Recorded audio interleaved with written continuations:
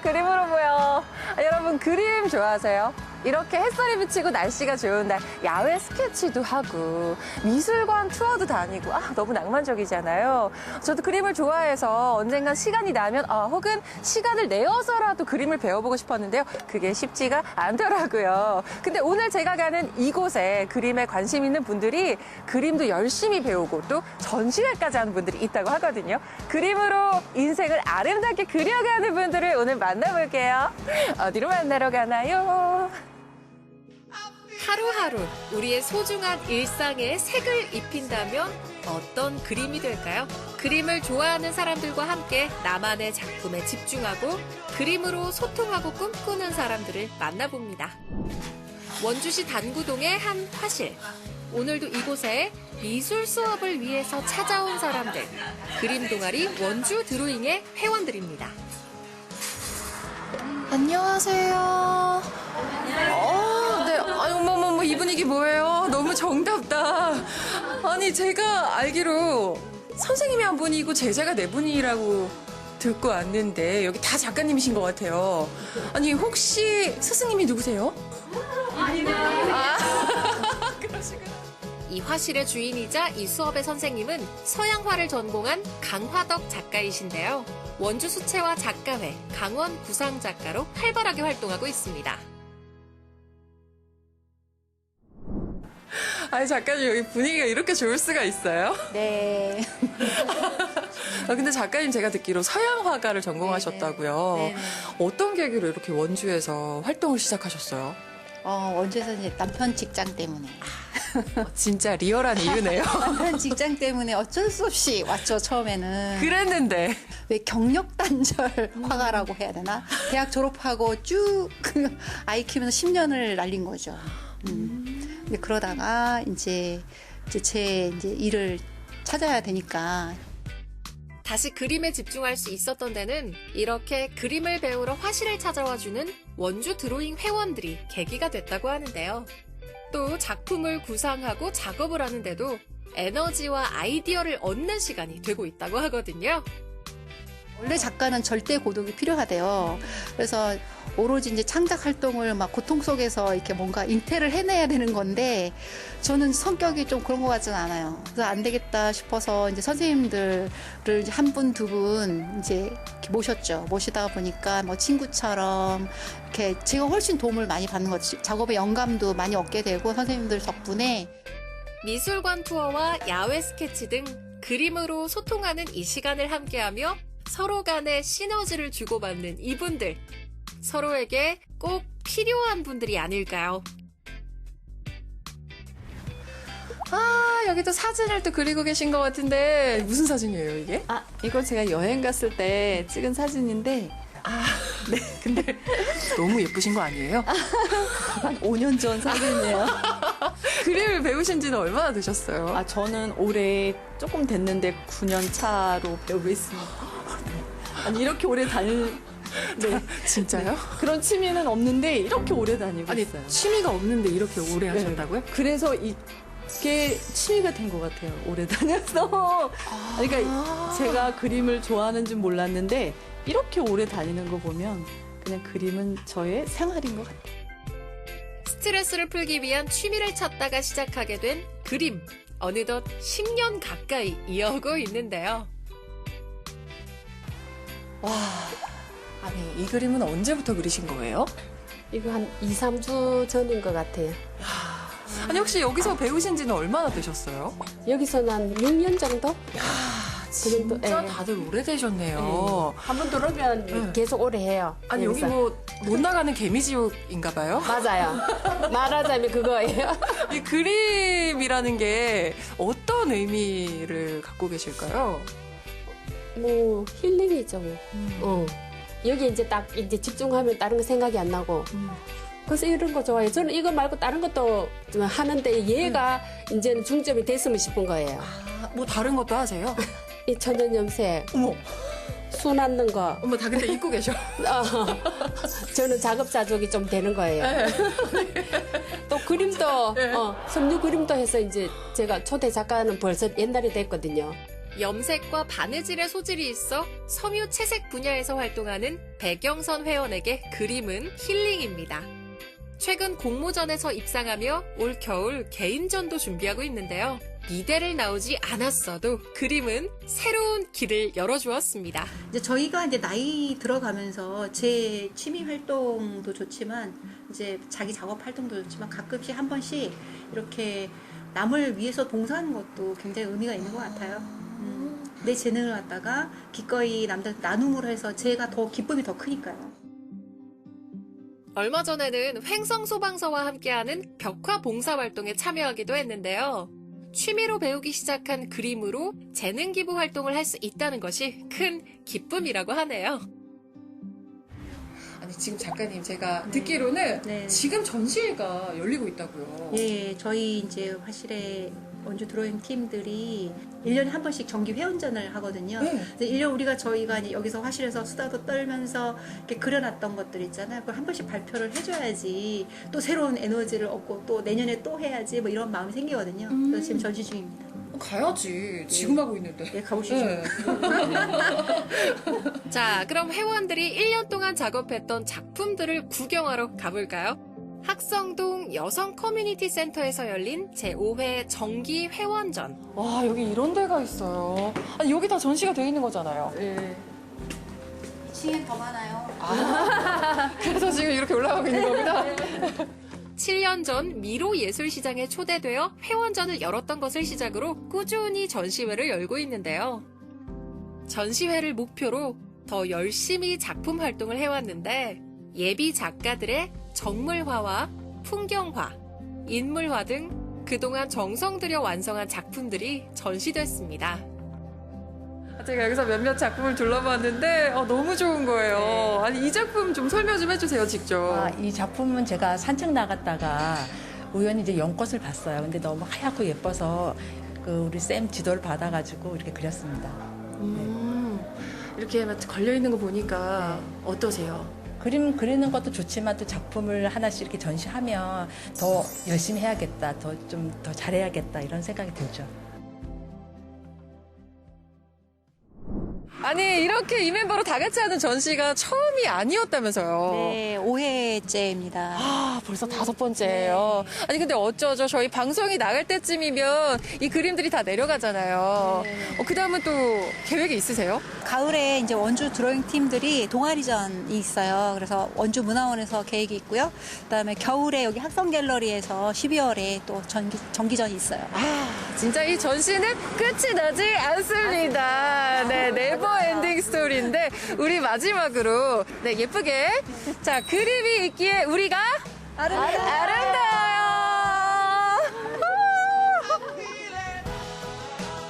같은 취미를 공유하며 그림으로 꿈꾸는 아름다운 사람들.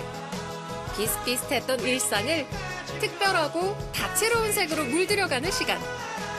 웃음꽃이 가득한 이 화실에서 그림으로 이야기하는 이 시간은 앞으로도 계속 이어집니다.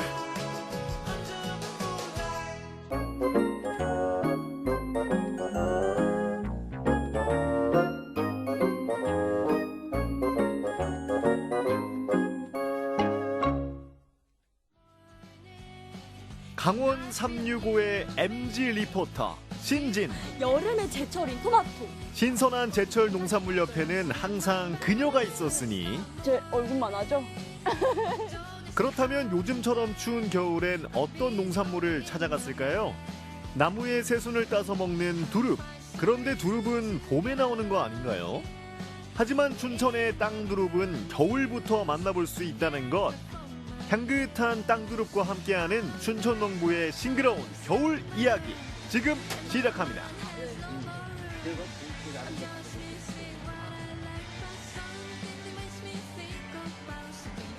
네, 춘천의 봄 소식을 그 누구보다 빠르게 전달드리기 위해서 이곳에 왔는데요. 그 사장님과 사모님 어떤 작물을 재배 중에 계실까요? 땅두릅 재배하고 있어요. 땅두릅 재배하고 있는 광판누님 모경균이라고 합니다. 홍복남이라고 합니다. 반갑습니다. 아, 반갑습니다. 그러면은 제가 알고 있는 두릅은 나무에서 나는 두릅인 걸로 알고 있었거든요. 옛날에 그 약재로다가 쓰던 이 땅두릅인데 겉에서 이 땅에서 이렇게 올라오면 만큼 오는 붙여서 따는 거예요. 그 들어가 보시면 알겠지만 네. 그러면은 얼른 들어가서 확인을 해보는 게 더 빠르겠죠? 네, 알겠습니다. 한번 가보시죠. 이곳에선 벌써부터 땅두릅을 수확하고 있습니다. 강원도 농업기술원 산채연구소가 자체 개발한 백미향이라는 신품종인데요. 2년산 땅두릅의 뿌리를 11월 말부터 한 달간 따뜻한 온도에서 키워내는 촉성 재배법으로 농사 지낸다고 합니다. 옛날에는 한약재를 쓰냐고 포칼이라고 이제 뿌리를 쓸 때는 포칼이라고 그러고 요거는 이제 그 겉에 올라왔을 때는 하얗게 올라왔을 때는 두릅이라 그러고 땅두릅. 네. 뿌리도 사용하고 줄기도 먹고 하나도 버릴 게 없어요. 다 먹을 수 있는 게 얘예요. 그게 예, 또 땅두릅. 예. 따볼까요, 우리 따볼까요? 선생님? 네, 좋아요, 네. 좋아요. 한번 코코넛 껍질로 만든 퇴비를 뿌리고 전기열선을 깔아서 따뜻하게 키워낸 땅두릅. 줄기처럼 보이는 굵고 하얀 대가 사실은 뿔이라고 합니다. 2년간 노지에서 충분히 키워냈기 때문에 이렇게 두껍고 튼실해질 수 있었습니다. 이거 향 좀 한번 맡아보세요. 이 향이 너무 좋아요. 향이요? 예. 이것도 향이 나는 거죠? 그럼 나물 향이다. 되게 고소한 향이 나네요. 일반 나물의 그런 풀의 향이 아니라 되게 고소한 향이 나요. 아삭한 맛이 일품. 밭에서 갓 뽑은 땅두릅, 맛은 어떨까요? 네, 마늘 찍어서.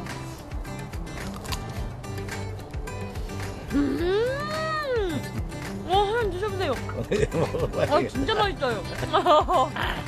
와, 단짠단짠이라는 표현처럼 쌉소름 달기, 쌉소름 달기, 쌉달. 하나 먹어도 되나요? 그럼요. 맛있게 드세요. 근데 저희 아빠도 파프리카 농사를 지으셔가지고 그 수확철이 또 따로 있거든요. 그런데 이제 1월, 12월 이렇게 겨울철에는 좀 쉬셔야 되는 거 아니에요? 괜찮으세요? 우리가 5일을 딱 끝나고 나면 10월 말이면 돈이 다 끝나요. 이제 그 다음에 내년 5월 달까지 가야 또 수확을 해가지고 돈이 들어와요. 그러니까 그 동안에 뭘 할까 해가지고 한 게 이 땅두릅이에요. 그 안에 이제 1월 달서부터 3월 사이에 우리가 이거 수확을 다 해요. 그래서 이걸 하게 된 거예요. 이게 겨울 농한기가 너무 길다 보니까는 그 사이에 두세 달을 요걸 해 먹자 이제 해서. 역시 제 또 강원도 농부의 딸로서 강원도 농부는 좀 다릅니다. 이렇게 부지런하시고 성실하시고 근면성실 아시죠? 네, 아빠한테. 아빠 항상 힘내세요. 파이팅! 사시사철 쉬지 않고 일하는 부지런한 강원도 농부의 땅두릅. 정성 들여 키워낸 자식 같은 농작물이 전국 방방곡곡의 식탁에 오르길 바라며 한 뿌리 한 뿌리 꼼꼼하게 손질합니다. 한평생 농사를 지어온 목양균 사장님과 결혼 후 남편을 따라 농부가 된 홍봉남 사장님. 이렇게 담아서 이렇게 해서 소비자들한테 가는데 이게 서울 가락동 시장으로 갑니다. 저희 강원도 농부는 이 가까운 곳에 모든 저녁에 가까운 곳에 있습니다.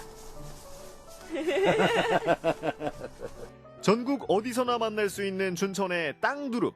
당연히 춘천 지역에서도 쉽게 만나볼 수 있겠죠. 로컬 농산물이 가득한 지역 먹거리 직매장. 어디 보자. 땅두릅이 어딨나? 여기 있네요. 가까운 지역 먹거리 매장에서도 이렇게 쉽게 만나보실 수 있습니다. 그렇다면 땅두릅은 어떻게 먹어야 맛있을까요? 가장 간단한 방법은 뿌리에 열십자로 칼집을 내주고 끓는 물에 살짝 데치는 겁니다. 1분 이내로 데친 뒤 곧바로 찬물로 옮겨서 한 김 식혀내면 더 푸릇푸릇하게 색이 살아나는 땅두릅. 한겨울에 맛보는 봄의 향기, 부드러워진 뿌리까지 초고추장과 함께 즐겨보세요. 자, 어디가 한번 잡숴봐. 감사합니다. 와, 너무 맛있어요. 저 바깥에 눈이 있잖아요, 그죠? 근데 여기 들어가보니까 어때요? 엄청 덥고 땀이 나죠? 땀이 나면서 이 겨울에 이런 파란 걸 먹는다는 게 얼마나 좋아요, 그죠? 그러니까요. 아, 진짜 이점이 너무 많아. 더 촉촉해졌고 한번 삶아 놓으니까 촉촉한 상태로 물기가 아직도 여기 안에 줄기 안에 그대로 배어 있고 쌉싸로 네 향이 너무 좋죠. 너무 좋아요. 네, 진짜. 향이 진짜 끝내줘요. 그러니까요. 감사합니다. 너무 맛있죠. 우리 너무 먹다가 하나 죽어도 모르겠죠. 아, 해실 가도 몰라요. 해실 가도 몰라요. 이 두릅이 파스타나 막 빵이랑 찍어 먹는 페스토 이런 것들에도 잘 어울릴 것 같거든요. 네, 잘 어울릴까요? 네, 잘 어울려요. 아, 면도 잘 어울리고. 네, 면도 잘 어울리고, 파스타도 잘 어울리고. MZ세대 취향 저격 땅두릅. 쌉싸래한 생두릅을 샐러드로 즐겨볼까요? 연한 잎과 함께 아삭한 뿌리를 한 입 크기로 썰어서 넣고 취향에 맞게 드레싱을 뿌려주면 봄철 입맛 돋우는 땅두릅 샐러드 완성! 이번엔 오일 파스타입니다. 올리브 오일에 마늘을 넣고 스파게티면을 볶아낸 뒤 데친 두릅을 올리고 치즈를 솔솔 뿌려내면 달콤한 두릅의 향기가 가득한 봄 파스타 완성! 땅두릅만으로도 이렇게 다채로운 식탁이 가능하네요. 잘 어울리는 게 땅두릅이에요. 그러면은 농사 지으신 지는 벌써 얼마나 되신 거예요? 저는 초등학교 졸업 맞고 네. 섭도졌으니까는 한 55년, 생각보다 54년 그 정도 됐어요. 54년. 네. 와, 네. 사모님께서는 저는 시집 와갖고, 네. 지금 한 30년? 네, 30년 와, 됐습니다. 한 직종에서 이렇게 오래 하시면서 힘든 일도 되게 많으시고 하셨을 네, 텐데. 너무 많아요. 처음에는 할 때는 새로운 작물을 시작을 했으니까 수확도 되고 돈도 되고 하니까 기분이 좋았어요. 근데 가면 갈수록 점점 힘들어지는 게 이 농사 일이에요. 그 코로나 때문에 그랬다 그랬어요. 상공인들은 저런 걸 해줬잖아요, 다. 네. 근데 농사. 근데 농사꾼은 이거는 농사꾼은 없잖아요. 그게. 맞아. 올해도 이제 작년만 지금 하는데 이 작년보다 좀 나았으면 하는 그런 바람이고 어이고 이거고 해서 한 만큼 내 힘이 들어가는 만큼 이건 되잖아요. 네. 잘하면 네. 내가 힘쓴 데만큼 약치는 데만큼 그렇게 돼서 이게 잘 되는 거지 그걸 버려뒀다 그러면 안 되는 거죠. 그게 열심히 해야 돼요. 우리가 열심히 해서 그렇게만 된다면 좋죠. 아, 네, 알겠습니다. 올해도 농사를 져서 잘 됐으면 좋고 당신하고 나하고 건강하게 더 갔으면 좋겠어요. 예, 건강하고 예, 행복하게. 예, 예, 예. 네, 네, 맞습니다. 알았습니다. 열심히 해봅시다.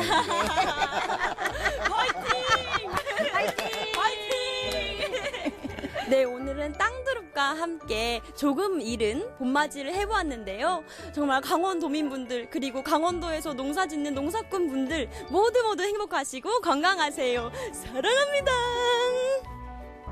허리 근데 안 아프세요? 허리 아파요. 이거 엄청 아프죠? 예, 허리 아파요. 어떻게 뭐 시작했으니 해야지. 열심히 하는 것뿐이 없어요. 맞아요. 시골에서는 열심히 하는 것뿐이 없어요. 맞아요. 50년 경력에도 여전히 도전하는 농부의 겨울. 농가에는 꿈이 되고 소비자에겐 건강이 되는 소중한 우리 지역 농산물. 겨울이 제철인 강원도 땅두릅 많이 사랑해주세요.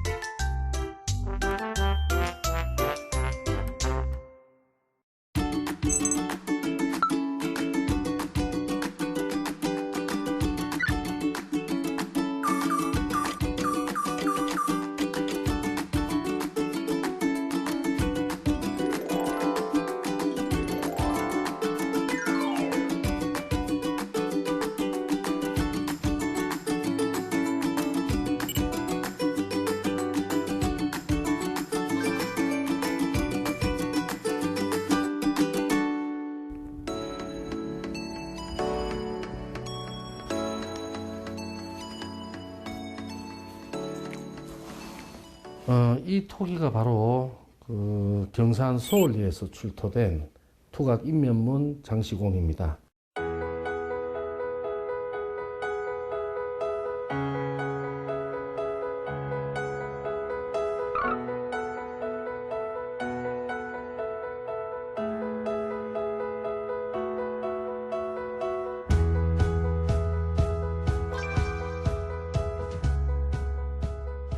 이 얼굴 문양을 가진 토기는 동아시아 전체에서도 매우 드문 형태입니다.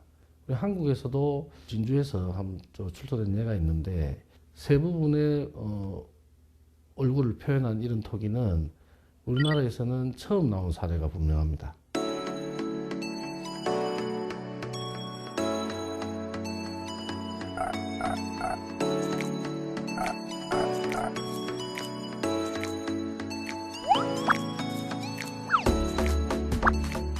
눈썹을 보시면 눈도 이렇게 안에서 밖으로 뚫어내면서 눈썹 부분을 살짝 드러났습니다. 이렇게 코 부분도 그렇고 입 부분도 그렇고 안에서 밖으로 뚫으면서 이렇게 입술이 돌출되도록 아주 미세한 부분까지도 제작 당시에 신경을 썼던 것을 알 수가 있습니다.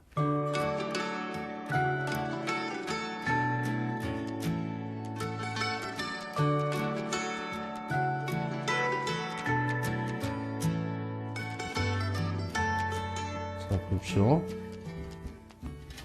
이게 우연이겠지만 이 두 토기가 이렇게 함께 세트로 이렇게 얹혀질 수도 있는 그런 구조를 가지고 있습니다.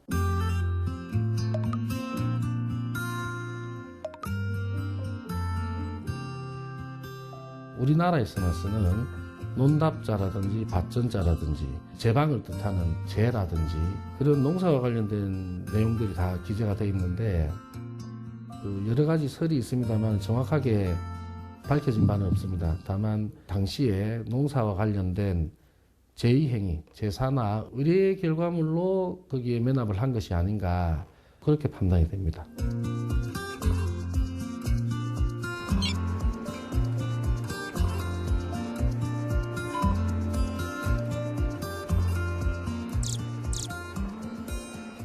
경산의 미소로 알려진 경산 사람 얼굴 무늬 수막새는 경산시 하양읍 양지리 유적에서 발굴된 고려시대 유물입니다. 동그란 눈과 입체적인 눈썹, 코를 가진 것이 특징적으로 고려시대 얼굴 무늬 수막새는 저희 경산시립박물관에서 만나보실 수 있습니다.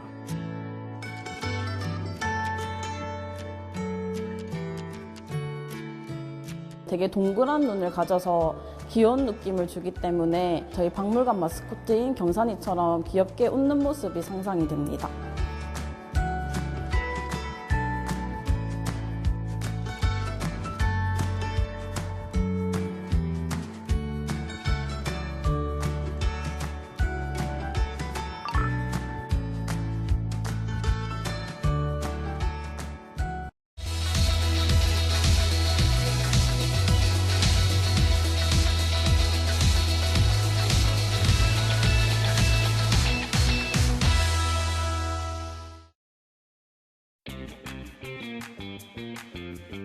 연속 기획으로 만나는 포항의 식문화유산. 음식을 통해 포항을 맛보고 즐기는 시간인데요.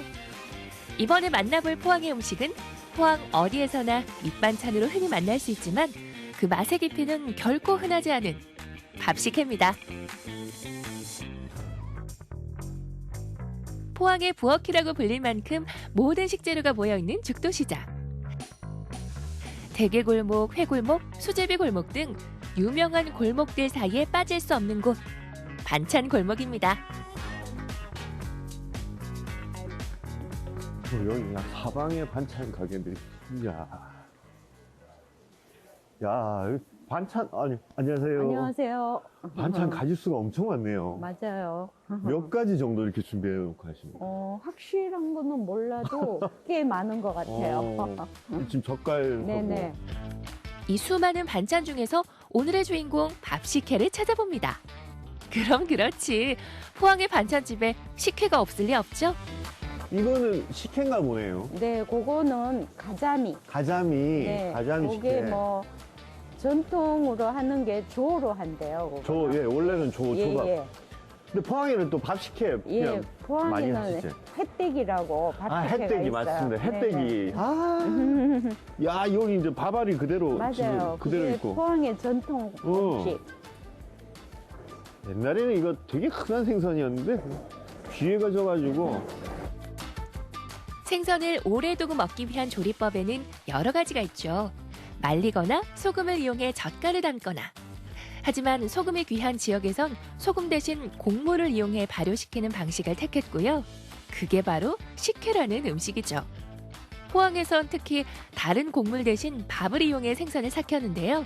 그래서 탄생한 것이 밥식혜 되겠습니다. 기본적으로 식혜는 모든 생선으로 만들 수 있습니다.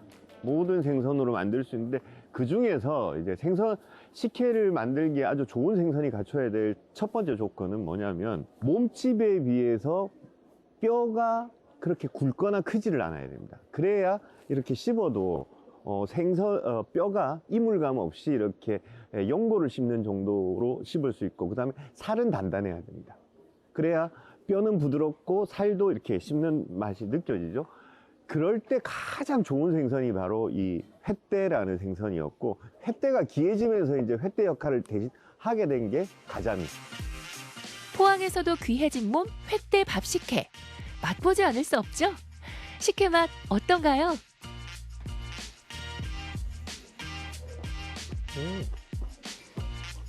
지금 딱 맛있을 때네. 아, 이 진짜 나도 오랜만에 먹었는데 진짜 포항 밥식혜에 대해 본격적으로 알아보기 위해 포항의 향토 음식 전문가이자 치유 음식 전문가 조화경님을 만나러 갑니다. 조화경님은 포항 바닷가 할머니들의 전통 음식 레시피와 그 속에 담긴 이야기를 수집하는 연구자이기도 해서 알고 계신 이야기가 아주 많다고요. 안녕하세요. 아, 네, 안녕하세요. 조화경 선생님이십니까? 아, 네, 네, 오신다고 아이고, 반갑습니다. 했었죠. 추운 날에. 반갑습니다. 꽤 들어오는데요, 여기가? 지금 이거 가자미 말리시는 거는 그 식혜 만드시려고 하시는 아, 예, 이제 밥 식혜를 담는데, 그것도 요걸 물가자미거든요. 물가자미. 네네네. 그 이제 보통 이제 뭐 가자미를 씻어서 소금에 절여서 네. 뭐 이틀, 3일씩 있는데, 요걸 깨끗이 씻어서 소금을 살짝 뿌려가 이렇게 살짝 건조하면 훨씬 식감도 좋고 어떤 만들 수 있는 시간도 네, 단축하죠. 네네네. 비린내도 전혀 안 나네. 전혀 안 나죠. 네. 왜냐하면 청주를 살짝 뿌렸기 때문에. 밥식혜 담는 과정을 직접 보면서 이야기를 들으면 포항 밥식혜만의 특징을 더 잘 알 수 있겠죠? 갖은 재료가 준비됐으니 한번 만들어 볼까요? 지금 이제 밥 식혜 만드는 재료들 아닙니까? 네. 근데 지금 무, 가자미, 밥 여기까지는 네. 일반적인 거죠. 두 개가 나눠져 있거든요. 왜 이렇게 나눠져 있죠? 왜 이렇게 나눠져 있느냐 하면 네. 이쪽은 이제 여기 토박이 할머니들이 그 담아 먹던 그러니까 본디 음식. 본디 음식. 예, 본디 음식이 본디라는 말이 표준어예요. 그 네. 엄마의 네. 음식. 그치. 그게 향토 음식 이런 뜻이죠. 그러면 근데 보통 그냥 향토 음식, 영어로 로컬 푸드 뭐 이런 식으로 얘기를 하는데 본디 음식. 제가 이게 이제 훨씬 더 정감 있는데. 제가 본디 음식을 네. 재해석을 하거든요. 그래서 이쪽은 이제 동네 할매들이 담아 먹는 그대로. 전통적인 방식. 네네네. 네. 뭐 제가 치유 음식 전문가니까 네. 이쪽은 이제 그 자극적인 음식을 피해서 이제 마 가루나 뭐 양배추 가루나 이렇게 재해석을 한 재료들이에요. 자, 이제 포항 본디 음식 가자미 밥식혜를 만들어 볼까요? 가자미 밥식혜의 특징은 가자미도 무도 큼직큼직하게 썰어 식감을 살리는 것. 가자미는 엿질금과 고춧가루에 묻혀 이틀 정도 따로 숙성해주고요. 무도 고운 고춧가루에 버무려 뒀다가 밥, 마늘, 생강을 넣고 가자미와 무의 맛이 조화를 이루도록 잘 버무려주면 됩니다. 이렇게 해서 충분히 숙성되면 완성! 똑같은 방법으로 해요. 가자미 넣고, 맥주 넣고, 전주도 넣고. 이제 여기는 마가루가 많이 들어가요. 짜고 매운맛을 줄이기 위해 마와 양배추 가루를 사용하고 비트와 구기자 등으로 만든 발효액을 넣어줍니다. 거기다 심신안정에 좋고 단맛까지 내는 용안육을 넣어 다른 재료들과 잘 버무려주면 끝! 새롭게 재해석한 가자미 식혜의 맛은 또 어떨까요? 새콤하죠. 아우, 씹는데 계속 군침이 나오는데.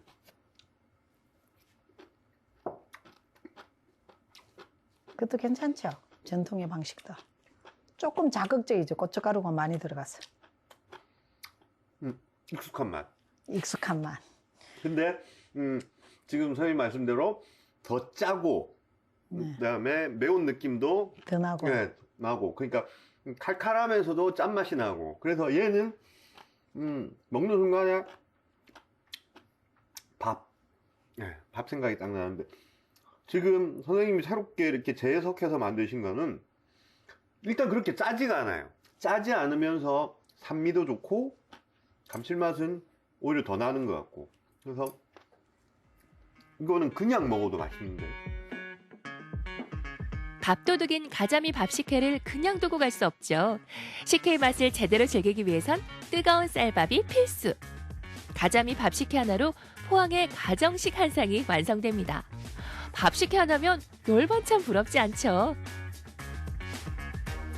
근데 이제 포항은 그냥 식혜라고 하지 않고 밥 식혜라고 하죠. 그것은 이제 동해에서 잡히는 다양한 생선과 땅에서 나는 곡물, 그래서 쌀이 가지고 있는 단맛, 그리고 생선이 가지고 있는 감칠맛, 이 두 가지를 합쳐가지고 5가지 맛을 만들어내는 발효의 혹은 삭힘의 지혜가 담겨 있는 그런 음식이 바로 포항의 밥 식혜다라고 할 수 있고, 이런 식문화는 꼭 좀 지켰으면 좋겠다, 그런 생각이 듭니다. 이렇게 좋은 반찬은 전 세계 어디를 가더라도 만나기 힘들죠.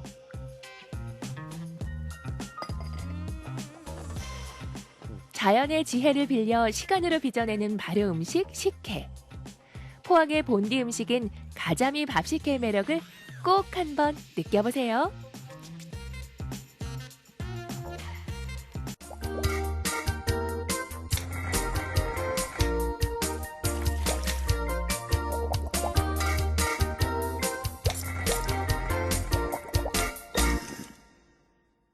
오늘은 저의 이 사랑의 마음을 가득 담은 편지를 한번 써볼까 합니다. 그런데요, 그냥 편지가 아니라 달콤한 편지래요. 아니, 어떻게 편지가 달콤할 수가 있죠? 달콤한 말을 많이 쓴다는 건가? 아니면 향기가 난다는 건가? 모르겠고, 달콤한 편지 일단 만나러 가보시죠. 보다 색다르고 보다 특별하게 달콤달달 사랑 가득 나만의 케이크가 유행하고 있습니다. 센스 만점 맞춤 제작 케이크, 세상에 하나뿐인 달콤한 레터링 케이크의 세계로 함께 가보시죠. 노릇노릇 갓 구워지고 있는 고소한 빵 냄새, 코를 자극하는 이곳은 벌써부터 달콤한 향기가 나는데요. 안녕하세요. 일단 향기는 아주 달콤합니다. 그런데 제가 달콤한 편지를 찾아왔거든요. 특별한 날 마음을 전달하는 이색 방법으로 레터링 케이크가 떠오르고 있는데요. 달콤한 편지는 바로 레터링 케이크예요. 모양도 맛도 제각각에 눈과 입 모두 즐거워집니다. 원하시는 문구나 아니면 원하시는 그림으로 직접 주문을 해주시는 주문 제작 케이크입니다. 케이크 위에다가 마음을 전하는 거네요. 네, 맞습니다. 진심과 감동을 선물하기 위한 레터링 케이크가 인기를 끌고 있는데요. 처음엔 시트지를 준비하고 생크림을 듬뿍 올려 기초 작업을 합니다. 촉촉하고 달콤한 초코 시트지가 생크림과 섞여 부드럽고 조화로운 맛을 자아내죠. 색도 참 다양한데요. 크림치즈에 식용색소가 더해져 원색의 색감이 눈길을 끕니다. 맛도 모양도 단순하지 않고 개성이 넘치죠.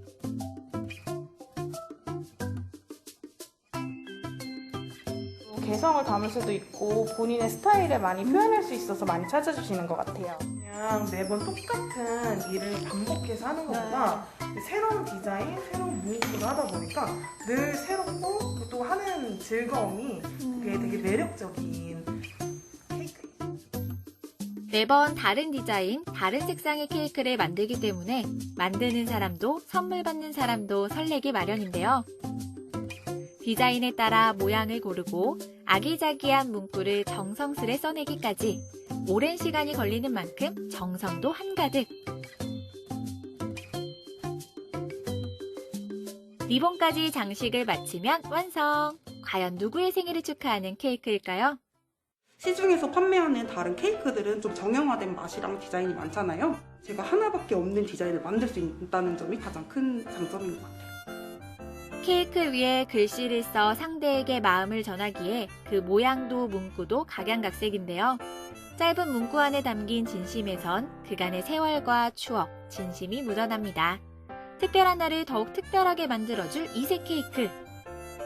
감동과 사랑을 듬뿍 담았기에 먹기 아까울 정도죠.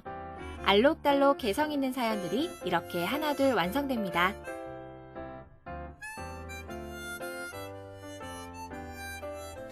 이제 이 케이크에다가 예쁘게 디자인만 하면 되는 거죠. 지금 크림도 색감이 너무 예쁘게 준비가 됐거든요. 네, 이제 레터링 케이크는 겉에 디자인이 또 포인트잖아요. 혹시 준비해온 디자인 있으실까요? 있죠, 있죠. 제가 다 생각을 해왔습니다.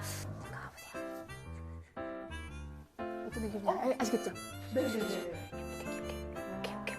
오케이? 네. 그럼 바로 가시죠. 네. 만나면 좋은 친구 MBC를 위해서 아주 특별한 케이크를 만들어 봤는데요. 어때요? 정말 예쁘죠? 저 이지은 눈에도 취향 저격! 이번에 찾아온 두 번째 장소, 달달한 디저트가 가득한 곳인데요. 와, 여기도 지금 맛있고 달콤한 디저트들이 가득합니다. 너무 맛있어 보여요. 안 되겠다. 저 일단 하나 맛을 봐야 될 것 같아요. 요거.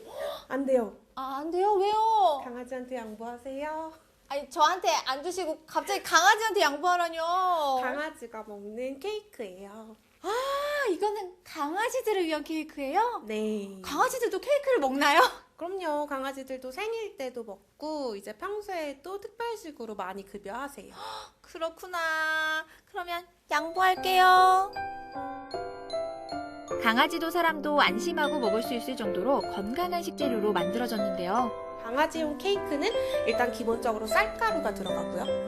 그리고 소금이나 설탕 같은 조미료는 전혀 들어가지 않고 이제 크림 같은 경우는 생크림이 아닌 두부, 콩두부나 아니면 우유치즈, 무염치즈로 만들어요. 강아지마다 또 필요한 영양소라던가 아니면 알러지가 또 다 있어요. 그래서 그 알러지에 맞춰서 급여를 해야지 아이들이 좀 더 오래 건강하게 먹을 수 있습니다. 그러니까 이제 견주분들은 이 수제 간식, 수제 케이크로 강아지에게 마음을 전하는 거네요. 맞아요.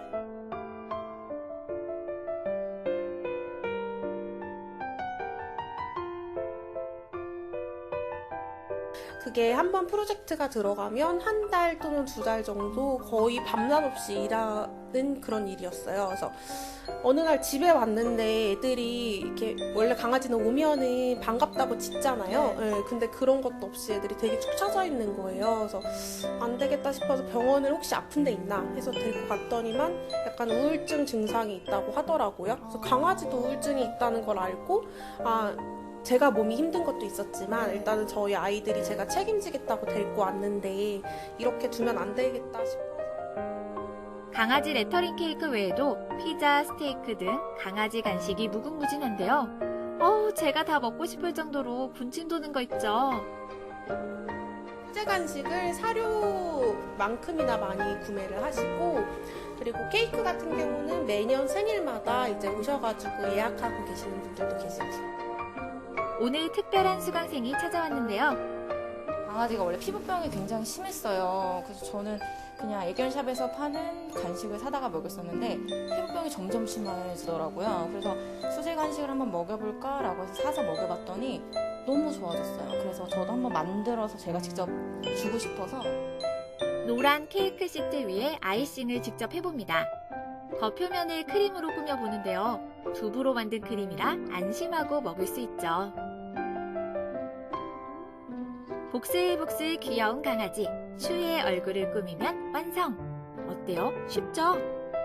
재밌어요. 그래서 손쉽게 선생님 도움이 있다면 손쉽게 잘 만들 수 있을 것 같아서 다음에 저희 추한테도 케이크 말고도 여러 간식을 조금 더 만들어서 주고 싶어요. 이제는요, 사람에게만 마음을 전달하는 시대는 아닙니다. 내가 키우는 우리 사랑하는 강아지들에게도 마음을 요 수제 간식, 수제 레터링 케이크로 한번 전해보시면 어떨까요? 강아지들아, 우리 마음 알고 있지? 아이고 먹고 싶어. 아이고 먹고 싶어.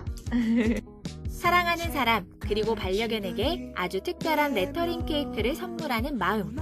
세상에 하나뿐인 그 달콤한 진심을 특별한 레터링 케이크에 녹여 전달해보면 어떨까요?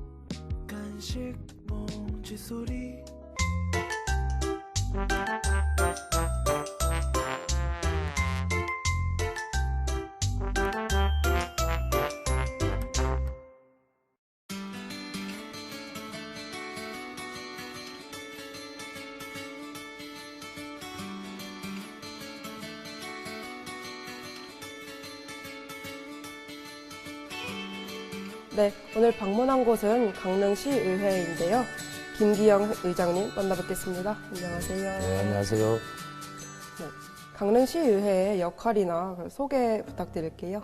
의회의 역할은 집행부의 그 견제, 감시, 어떤 이런 걸 중점적으로 하면서 시민의 목소리를 담은 이제 그 입법 활동, 조례 개정, 재개정 같은 그런 걸 이제 주로 하고 뭐 행정사무감사나 사무조사 등등 집행부에 대한 이제 철저한 시민의 그 목소리를 대변할 수 있는 그런 기구라고 생각하시면 될 것 같아요. 그럼 시의원을 하게 되신 동기는 어떻게 되실까요? 우리가 95년도엔가 도농통합을 했어요. 도농통합의 목적이 뭐냐 하면 도시와 농촌의 균형 발전을 목표로 통합을 했는데 시간이 지나면서 보니까 이건 농촌은 계속 소외되고 철저한 인구 논리로 인구 많은 쪽을 집중적으로 하는 이제 그런 구조가 조금 불합리한 것 같아서 제도권 안에 들어와서 목소리를 내서 조금 이걸 좀 바로 좀 잡는데 일조를 해야 되겠다. 이제 강릉 시민들을 많이 만나시면서 강릉 시민들이 이제 많이 토로하는 고충 같은 거는 어떤 게 있을까요? 요즘은 뭐니 해도 코로나 팬데믹 현상 이후에 세계적인 추세겠습니다만은 삼중고라 이러죠. 고환율, 고금리, 고물가. 이 시대가 지금 도래했는데 요즘 들어서는 또 갑자기 또 겨울 난방비 같은 이 부분이 많이 올라가다 보니까 시민들이 좀 가장 어렵다라는 그런 말씀들을 많이 하시고 우리 강릉시 같은 경우에는 천혜의 그 자연 환경을 가지고 있는 관광도시임에도 불구하고 코로나19로 인해서 가장 많은 경제적 그 손해를 또 많이 본 그런 지역이기 때문에 이 시민들께서도 지금 소비자들의 소비 욕구가 위축이 되면서 아직까지 지역 경제가 코로나에서 많이 완화는 됐다고 하지만은 아직 많이 예전처럼 돌아오지 못하니까 그 부분에 있어서 시민들이 많이 좀 어려움을 호소하고 있는 실정이죠. 네. 오는 6월부터 강릉 특별자치 시대가 시작됩니다. 이제 새로운 시대에 발맞춰서 강릉시의회가 추진해갈 방향은 어떻게 될까요? 특별자치도라고 하면은 규제 완화, 재정 확충 어떤 이런 부분에 많은 도움은 되는 것은 사실입니다. 사실인데 우리 강원도만 놓고 봤을 때는 제주도하고는 좀 특별한 경우가 18개 시군에 각자 그 지자체마다 그 상황이 다릅니다. 똑같이 하나의 상황이 아니고 그렇기 때문에 18개 시군에 각 그 지역에 맞는 실정, 우리 강릉시 같은 경우에는 강릉시에 맞는 실정에 대한 그 규제 완화법 어떤 이런 거를 시민들의 의견을 충분히 수렴해서 그 법에 담아서 아마 특별자치도법에 담아서 이제 하려고 지금 많이 하고 있습니다. 그런데 현재 강원도가 특별자치도법에 181개 법안을 지금 올렸어요. 그래서 이제 아마 4월 달쯤에 이제 국회를 통하지 않느냐 싶은데 우리 강릉시에서도 많은 집행부와 시민의 의견들을 충분히 수렴해서 그 특별자치도법에 담아서 모든 규제 완화, 자연 확충 어떤 이런 부분에서 도움이 될 수 있도록 열심히 지금 의견들을 듣고 있습니다. 강릉 시민들에게 마지막으로 하시고 싶은 말씀 있다면 해주세요. 네. 코로나19로 인해서 강릉 시민 여러분께서도 그동안 많은 고생을 하셨습니다. 그러나 2023년도 올해부터는 국내외 각종 행사들이 강릉에서 많이 열립니다. 이 행사를 기회로 우리 강릉시가 다시 한 단계 더 나아갈 수 있는 그런 좋은 기회가 되지 않나 이렇게 생각하고요. 우리 제12대 강릉시의회에서도 시민들과 같이 모든 역량을 결집을 시켜서 행사를 성공적으로 개최할 수 있도록 열심히 할 것이고요. 시민 여러분께서도 열심히 많이 좀 도와주시길 부탁드리겠습니다. 네, 인터뷰 응해주셔서 감사합니다. 감사합니다.